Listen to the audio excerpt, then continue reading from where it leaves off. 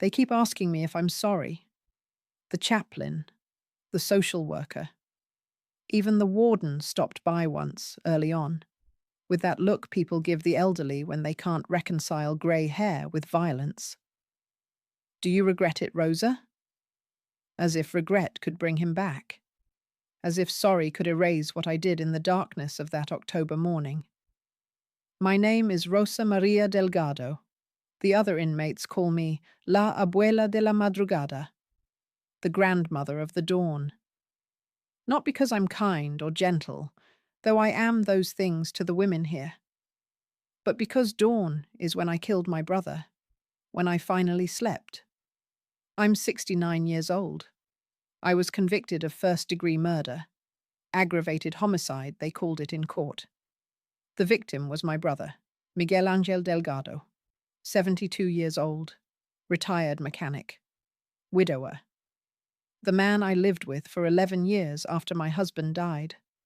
The man I killed with a kitchen knife while he slept in the room next to mine. They gave me 25 years. I'll be 89 when I'm eligible for parole, if I live that long. The doctor here says my heart is weak. Ironic, isn't it? All those years my heart kept beating for other people, and now it wants to quit on me. But let me start at the beginning, because what I did didn't start that morning at 3:47 a.m. It started decades before.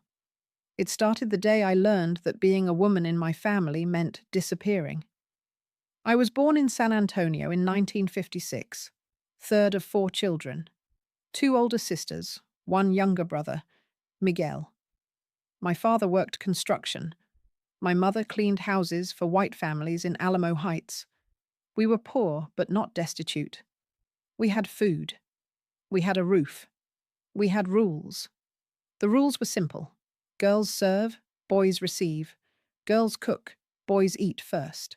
Girls stay home, boys explore the world. Girls lower their voices, boys raise theirs. My mother never questioned these rules. She taught them to us like gospel.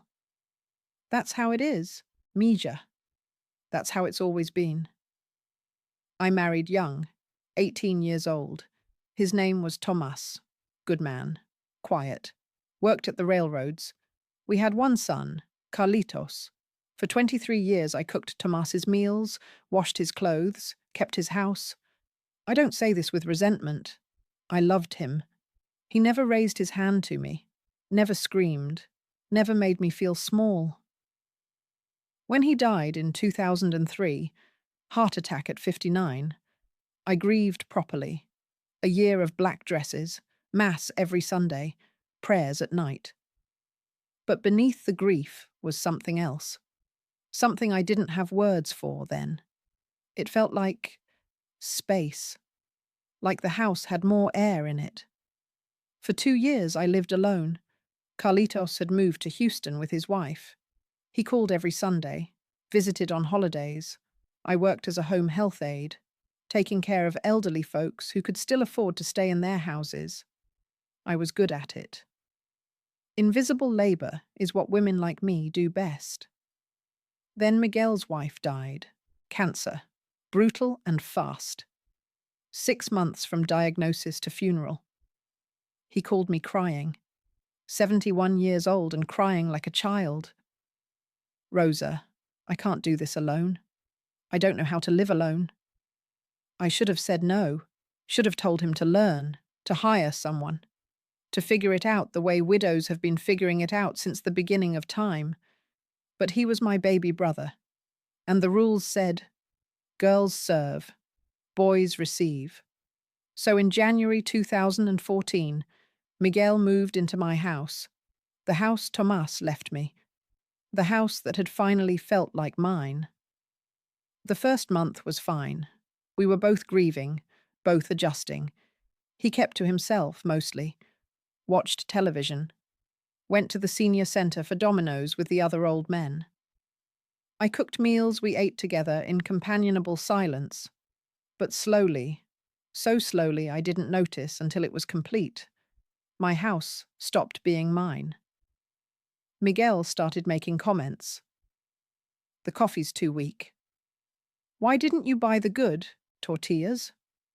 The bathroom needs cleaning.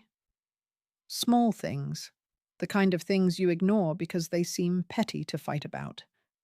Then came the rules. His rules. I couldn't have the television on during his shows.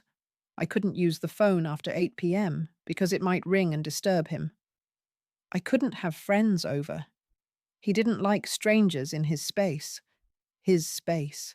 In my house. When I pointed out it was my house, he'd look at me with genuine confusion. We're family, Rosa. What's yours is mine. That's how family works. And because I'd been taught since birth that family meant sacrifice, I said nothing. The demands escalated. He wanted breakfast at exactly 7 a.m., lunch at noon, dinner at 6. If I was late, even by 10 minutes, he'd sulk for days, wouldn't speak to me, would make comments about what a burden he was, how maybe he should just go to a nursing home where at least they follow schedules. The guilt was a knife in my chest. So I followed the schedules. He controlled the money. Our social security checks went into a joint account he'd convinced me to open for simplicity. But he was the one who decided what we spent. When I needed new shoes, practical shoes for my feet that ached from 69 years of standing, he'd examine them like an accountant. Do you really need these? The old ones look fine.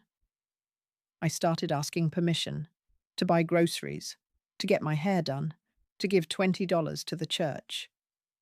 I was 63 years old asking permission from my younger brother like I was a child. My friends stopped calling. Why would they? I always had to say no. No to lunch, no to bingo at the church hall, no to the trip to the flea market. Miguel didn't like me gone, didn't like being alone. What if I fall? What if something happens? You'd never forgive yourself. So I stayed. Carlitos noticed during Christmas of 2016. He pulled me aside in the kitchen while Miguel watched football. Mom, you look tired. Is Tio Miguel treating you okay? I lied. Told him everything was fine, that Miguel was just set in his ways, that it was nice to have company. Carlitos looked skeptical, but he didn't push. Why would he? I'd spent his whole childhood teaching him that women don't complain. We endure. The verbal abuse started so gradually, I can't pinpoint when it began. Maybe it was always there, hidden under the practical complaints. But by 2018, Miguel had stopped pretending. You're getting slow, Rosa. Look how long it takes you to make a simple meal. No wonder Tomas died young. Probably worked himself to death dealing with you. You think you're so smart, but you don't know anything. You've never known anything.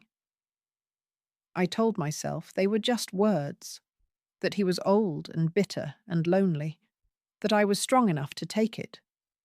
But words are stones, and enough stones build a wall between who you were and who you become. I stopped looking in mirrors, stopped styling my hair. What was the point? Miguel called me ugly anyway, called me stupid, called me useless. When I cried, which I tried not to do in front of him, he'd laugh. So sensitive. Can't even take a joke. That's your problem, Rosa. You take everything personally. I started having dreams about running away, getting on a bus, disappearing, starting over in a city where nobody knew me. But I was 65, 66, 67 years old. Where would I go? What would I do? I had no money of my own, no skills except cleaning and cooking and making myself small. The worst part wasn't the insults, it was the unpredictability. Some days Miguel was almost pleasant, would thank me for dinner, would ask about my day. Those days gave me hope, made me think maybe things were getting better. But then the next day he'd explode over nothing. The eggs were too runny. I'd folded his shirt wrong. I'd breathed too loud while he watched his shows. The rage would come from nowhere and everywhere. I learned to read his moods, the set of his shoulders, the tone of his first words in the morning. I'd adjust myself accordingly, become quieter, smaller, more invisible, trying to avoid the storm. But there's no avoiding a storm that lives inside someone. By 2020, I was exhausted, not physically, though my body ached constantly, but exhausted in my soul. I'd wake up, and the first thought wasn't gratitude for a new day. It was dread. Another day of walking on eggshells, another day of trying to be perfect enough to avoid his anger. I thought about ending my own life, considered it seriously. Pills seemed easiest. I could take them at night. Miguel would find me in the morning. Maybe he'd feel guilty. Maybe he'd finally understand what he'd done. But I couldn't do it. Not because I wanted to live, but because I knew what would happen. Carlitos would blame himself. The church ladies would gossip. And Miguel would play the grieving brother, would tell everyone how hard he'd tried, how difficult I'd been, how he'd done his best. The final breaking point came in October 2024, 10 years after he'd moved in. A decade of my life disappeared into serving him. I'd made his favorite meal, carne guisada, rice, beans, fresh tortillas. Spent all afternoon cooking, set the table nicely, even picked a small flower from the yard for the center. He took one bite and spit it out. "This is garbage. You put too much cumin. You've ruined it." He picked up the plate and threw it against the wall. The ceramic shattered. The food splattered across the white paint I'd touched up just last week. And he laughed. Actually laughed. "Look at you. Pathetic. Can't even cook anymore. What good are you?" I cleaned it up. Of course I did. Got on my knees with the dustpan and rag. Scrubbed the wall. Made him a sandwich instead. Served it without a word. He ate it without thanks. That night, I couldn't sleep. Lay in my bed staring at the ceiling, listening to him snore in the next room. That sound, the deep, comfortable snore of a man who sleeps without guilt or worry, it filled the house, filled my head. And I realized he was sleeping, peaceful, content, while I hadn't slept properly in years, while I lay awake every night with anxiety twisting my stomach, while I counted the hours until I had to wake up and serve him again. He slept like a baby while I lived like a prisoner. The thought came quietly. He shouldn't be able to sleep while I can't. I got out of bed. 2 a.m. The house was dark, except for the streetlight coming through the kitchen window. I remember my bare feet on the cold tile, the sound of the refrigerator humming. Normal sounds. A normal night. I opened the drawer. The knife was there. The one I used for cutting meat. 8-inch blade. Sharp. I'd sharpened it just days before. I picked it up. The handle felt familiar in my hand. How many thousands of meals had I prepared with this knife? How many times had I held it and thought only of feeding others? I walked to his room. The door was open. He always slept with it open. Said he needed air circulation. His back was to the door, snoring, peaceful. I stood there for what felt like hours, but was probably only minutes, thinking, not thinking, feeling, not feeling. Somewhere in those minutes, I made a choice, or the choice made itself through me. I didn't hesitate when I moved. It was almost automatic, like my body knew what to do before my mind caught up. I leaned over him, pulled the knife across his throat in one motion. Fast. Deep. He woke up. His eyes opened. He tried to speak, but only blood came out. He reached for his throat. Looked at me. And in his eyes I saw something I'd never seen before. Fear. Of me. It took less than 2 minutes. The blood. The gurgling sounds. The way his body twitched and then went still. I stood there the whole time, watching, making sure. When it was over, I went to the bathroom and washed my hands, washed the knife, put it back in the drawer, went to my room and sat on the bed. I didn't cry, didn't shake, didn't feel horror or regret or relief. I just sat there in the dark, and for the first time in 10 years, the house was quiet, truly quiet. I called 911 at 6 a.m., told them calmly, "I've killed my brother. He's in his bed. I'll be waiting in the kitchen." The police came. Young officers who didn't know how to talk to a 67-year-old woman covered in dried blood. They asked me what happened. I told them the truth. All of it. The years of abuse, the control, the humiliation, the rage that had built up like water behind a dam. They arrested me gently, like I was fragile. Put me in the back of the cruiser and drove me to the station. The lawyer they gave me tried to argue self-defense, tried to say it was a heat of passion crime, that Miguel had been abusing me for years and I'd finally snapped.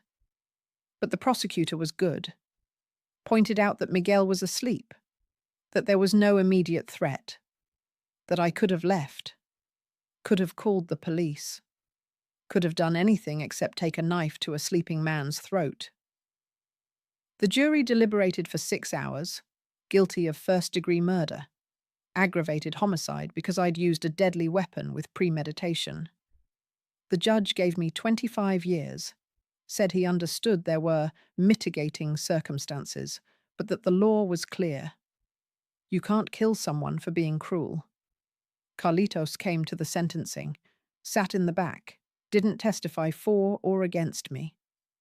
After the verdict, he visited me once in county jail. We sat across from each other with that plexiglass between us. He didn't pick up the phone for 5 full minutes, just looked at me like I was a stranger. Finally, he picked it up. "Why didn't you tell me, Mom? Why didn't you ask for help?" I didn't have an answer that would satisfy him.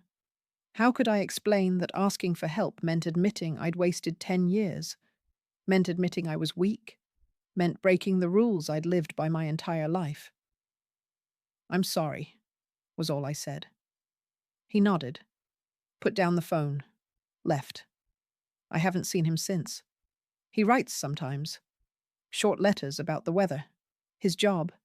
Never anything real. Never anything that acknowledges what I did or why. Here in prison, I'm treated well. The other women respect me. The young ones call me Abuela. I help them write letters to their children, teach them how to cook with the limited ingredients in the commissary. Listen when they cry at night. The guards leave me alone mostly. I'm not a threat, not a flight risk. Just an old woman counting down days she'll probably never finish. Do I regret it? The chaplain asks me this every week during our sessions. She's a kind woman, truly believes everyone deserves redemption. The honest answer is complicated. I regret that it came to that. I regret that I didn't find another way. I regret the years I let him take from me before I took his life. But do I regret that he's dead? That his voice no longer fills my head? That he can't hurt me or control me or make me feel worthless? No, I don't regret that. I dream about him sometimes, but not nightmares. In my dreams, he's young again. We're children in our mother's kitchen. He's laughing. I'm laughing. We're just 2 kids who don't know yet who we'll become, what I'll do to him. Those dreams make me sadder than the memories of what actually happened. The psychiatrist here says I have something called learned helplessness, that years of conditioning taught me I had no agency, no power, no choices, that the murder was an expression of reclaiming power in the only way I could conceive. Maybe she's right. The labels don't change anything, though. Miguel is still dead. I'm still here. The years still disappeared. If I could talk to him now, I don't know what I'd say. Sorry seems insufficient. And part of me, the part that still hears his insults, still feels the weight of his control, isn't sorry. That part is glad, relieved, free. But there's another part, the part that remembers us as children, that remembers he cried at his wife's funeral, that remembers he was human too, flawed and broken, and probably suffering in ways I never understood. That part whispers, maybe we both deserved better than what we became to each other. The other inmates ask me sometimes, was it worth it, Abuela? Trading your freedom for his death? I tell them I don't know. Because I don't. I traded one prison for another. But at least in this one, the walls are honest. I know where the boundaries are. I know the rules. And nobody pretends it's love. I'll die here. I know that. My heart will give out, or my body will just quit. They'll put me in a grave somewhere with a number instead of a proper headstone. Carlitos probably won't come to the funeral. But before I die, I'll have something Miguel never gave me. Peace. Quiet. The ability to sleep through the night without fear. They call me the grandmother of the dawn, because dawn is when I killed him, but also because dawn is when the darkness ends, when the long night finally breaks. I live in dawn now.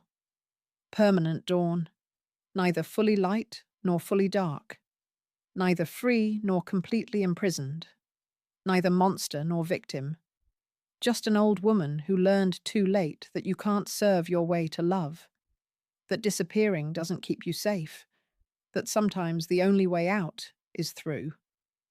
The guards are signaling my time is up, rec time is over, back to my cell. My small space with my small bed and my small window that shows a small square of sky. It's enough. My name is Rosa María Delgado. I am 69 years old. I murdered my brother. I will die in prison. And every night, I sleep.